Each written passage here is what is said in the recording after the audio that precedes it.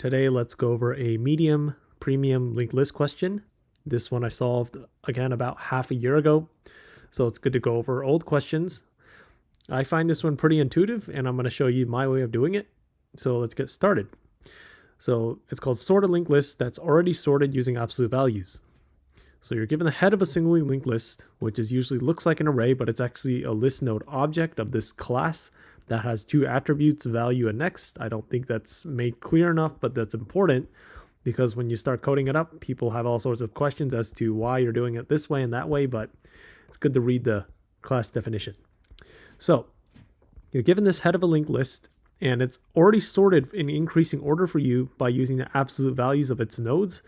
So that basically just means that in this case,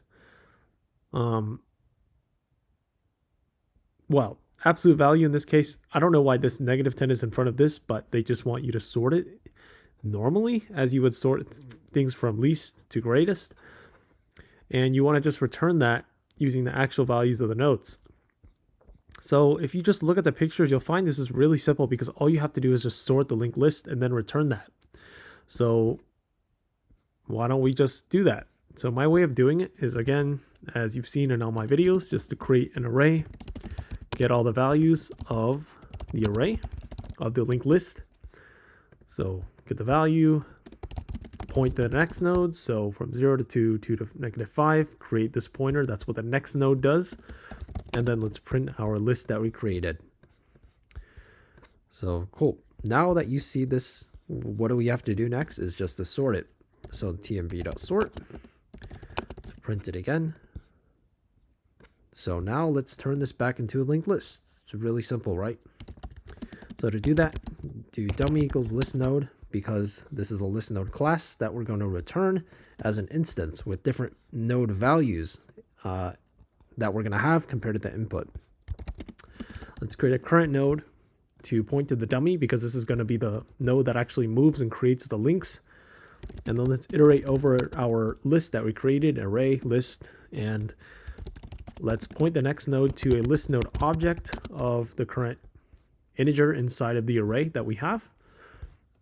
And then let's move it forward just like before, because that's how you avoid time limit exceeded, and actually proceed in the linked list from left to right and create the actual values, because the linked list can only see that it's here right now. You can't just sort of jump around like with an array. And then at the end, return dummy.next, because that was going to be current, which points to everything that we have now. And at the end, dummy.next is just going to step onto the first node, and it's going to see everything we have because we created those links with the current pointer. So let's run this and submit it. And as you can see, it's not the most efficient, but this is my way of doing it, and it's super intuitive. Again, you really don't have to remember anything. You just basically sort it like you would sort in a normal array. And as long as you know how to manipulate a linked list and get all the values of a linked list and turn an array into a linked list, then honestly, you can solve a lot of different linked list questions, at least half of them, and that's the crazy part about it. So yeah, I hope this is helpful and this is intuitive to you. So if you like it, consider subscribing, and I should have more videos coming of me solving new questions or reviewing old questions that I've already solved. So again, thank you for watching.